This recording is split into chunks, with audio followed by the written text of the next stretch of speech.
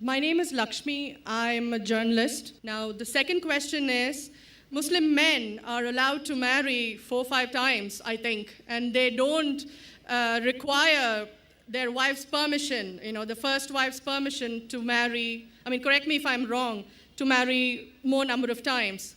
So I actually don't see any logic in this because I believe it's one man, one woman. That's the institution of marriage. So please clarify. Thank you. Now coming to your second question. In Islam, men marry 4 times, 5 times, and they don't ask permission from the first wife. Why? As far as polygyny is concerned, a man having more than one wife, Islam is the only religion, and Quran is the only religious scripture on the face of the earth which says marry only one.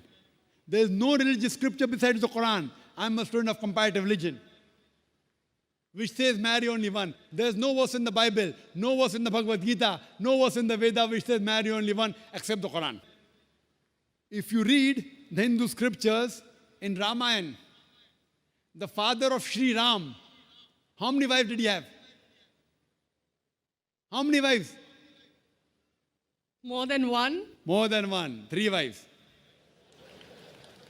Fine. Shri Krishna, according to Mahabharata, how many wives he had? Unlimited. Not unlimited. You don't know your scripture well. No. Did he have 4 wives? No. I have no idea. Not 4, not 100, not 1,000, 16,108 wives. How many wives he had? 16,108. So why can't we Muslims have 4? What's the problem? When Shri Krishna can have 16,108 wives, why can't we have 4? Further, if you read the Vishnu Purana, chapter number 24, verse number 1, it says a Brahmin can have up to 4 wives. If you read the Jewish scriptures, it gives you permission to have as many wives as you wish. If you read the Christian Bible, it gives you permission to have as many wives as you wish. If you read the Bible, Abraham had 3 wives. Solomon, how many wives he had? He had 700 wives. It is later on, the church has put a ban that Christians should marry only one, not the Bible. It is the Jewish community married more than one wife. It was in 1950 that chief rabbi passed a synod that Jews should marry only one. So it is the rabbi, not the Jewish scriptures. And according to Hindu scriptures, you can marry as many as you wish. It is the Indian government in 1954 passed a law called the Hindu Special Marriage Act. Hindu Special Marriage Act, which says Hindus should marry only one. It is not the religious scripture. It is not Bhagavad Gita. It is not Ramayana. It is not Mahabharata. It is not Veda. It is the Indian Penal Code. The Indian government, which has passed a law in 1954 that Hindus should marry only one. But according to the statistics of the status of the woman in Islam, if you read the government documents on page number 66, 67, it says that Muslims do polygamous marriages. You know what is the percentage in India? 4.3%. How much? In India, 4.3% of the Muslim men do polygamous marriages. A statistic between 1951 to 1961. Hindus, how many? 5.06.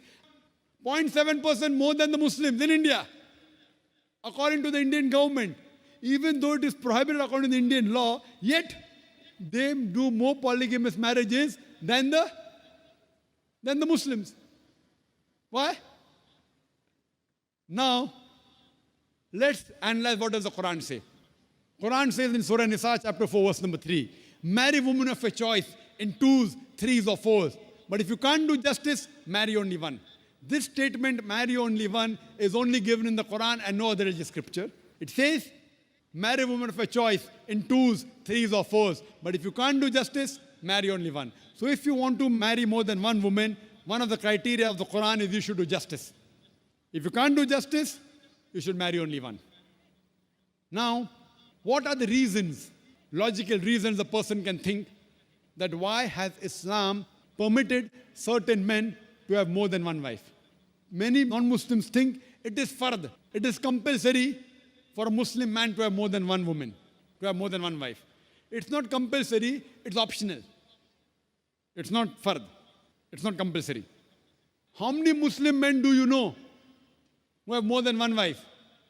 How many do you know, sister? How many do you know? A few. How many? A few again. Few means 1, 2, 3. How many? Yeah, at least about 3. About 3. Have you heard of Dharminder? Yeah. How many wives he has? 2. Muslim or non-Muslim? Non-Muslim. Non-Muslim. Your previous chief minister, what's the name? Jayalalitha. Yes. Hindu or Muslim? Hindu or Muslim? Hindu. Hindu, fine. Now these are famous personalities. Fine. How many famous personalities you know in India who have got more than one wife? The 3 you know may be locality, fine? Yeah. Local, maybe friend in your neighborhood, maybe your colleague. In India, there are more non-Muslims having more than one wife than the Muslims. Now let us understand what are the logical reasons. Come back to logic now. Now, by nature, if you ask any medical doctor, he will tell you, male and female are born in equal proportion. Girls and boys are born in equal proportion. But any medical doctor, any pediatrician, any children doctor will tell you that the female sex, the female child is stronger than the male child. That's the reason there are more deaths in the male children as compared to female children. So in children's age itself, the female children are much more than the male children. As life grows on, there are people dying due to accidents, due to alcoholism, due to war. There are more males dying as compared to females. Today, if you analyze in the world, there are more females in the world as compared to males. There are few third world countries like India where the male population is more than the female population. And do you know why? The reason is because of female feticide and female infanticide. According to an article, a program which came on BBC by the name Let Her Die, the program was assignment. There was a British reporter by the name of Emily Buchanan. She comes to India and she says that every year in India, more than 1 million fetuses are being aborted after they identified that they're females. She says more than 3,000 every day. You multiply, more than 1 million every year. According to the Tamil Nadu government hospital report, she gives the statistics, out of 10 female born alive, do you know how many are put to death? 4. Sister, did you know that? Tamil Nadu, your state, your beloved state, according to the government statistics, out of 10 females born alive in the government hospital, 4 are put to death. There are billboards put in Rajasthan and here, which says that spend 500 rupees and save 500,000 rupees. You know what does it indicate? Spend 500 rupees, do ultrasonography, do amniocentesis, identify the child you're carrying is a female, abort her, and save 5 lakh rupees, 500,000 rupees. Maybe a couple of 100,000 upbringing her, and the remaining 100,000 in dowry. If you stop this evil practice in India, our beloved country, stop the female infanticide, stop the female feticide. Even in India, the population of female will be more than the male population. If you see the rest of the world, if you see New York alone, there are 1 million females more than males. In USA alone, there are 7.8 million females more than males. In UK alone, there are 4 million females more than males. In Germany alone, there are 5 million females more than males. In Russia alone, there are 9 million females more than males. And God alone knows how many millions of females are more than males throughout the world. Suppose I agree with your philosophy, sister, you said, 1 man, 1 woman. If I agree with you, sister, with your philosophy, 1 man, 1 woman.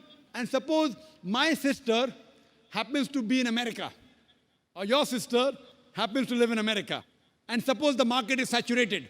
1 man, 1 woman, saturated. Yet there will be 7.8 million females who will not find life partners. 1 man, 1 woman. Now the option for these 7.8 million females is either marry a man who already has a wife or become public property. You say, Dr. Zakir Naik, public property, such a harsh word. Sister, it is the most sophisticated word I can use. I cannot use a more sophisticated word than public property. According to the studies of America, do you know, on an average, a man, before he settles down with a wife, he has 8 different sexual partners. Do you know that? On average, 8. Some may have 1, some may have 10, some may have 20. 8 sexual partners before he settles down with one. So the only option remaining, so if my sister happens to live in America, or if your sister happens to live in America, and the option is given to her, and suppose the market is saturated, every man has found a woman for himself. And unfortunately, if my sister, or if your sister happens to be one of the women who has not found a life partner, the only option for them is either marry a man who already has a wife or become public property. Any modest woman would opt for the first. Sister, what would you opt for your sister? Marrying a man who already has a wife or become public property? My sister's too young to be married, so When she grows up and if she happens to go to America, or if you happen to be in America, third choice. what would you prefer for her? You're the elder sister. Would you prefer her becoming public property or marry a man who already has a wife and get equal rights? In Islam, if you have a second wife, you give equal rights. In America, the public property has got no rights. She's degraded. She's dishonored. In Islam, she has an equal right. She gets honor. What would you prefer for younger sister when she grows up? Sometimes it's difficult to speak the truth, sister, correct? Especially in front of such a large audience. Anyway, I've got your answer, sister. Thank you. And your silence speaks for that. So that's the reason in Islam, sister, men have been allowed to marry more than one wife is to protect the woman, not to degrade her. Regarding a question, is it compulsory that the husband should take the permission of the wife? It's not compulsory because if she wants to protect, if that man wants to protect another woman, a normal woman, I agree with you, sister, no woman under normal circumstances would like to share the husband. You have to agree. This is human nature. But if the woman is a good Muslimah, is a good Muslim woman, what she says, let a small loss take place to prevent a big loss. She will say, I know sharing my husband is a loss for me, but I would prefer letting a small loss take place for me to prevent my sister becoming public property. She's a good human being. So she would surely give permission to the husband to marry a second woman, if she's a good Muslim woman. But taking permission is not fard, it is preferable. But at least informing is a requirement so that he does justice between the two wives. Hope that answers the question, sister. Thank you.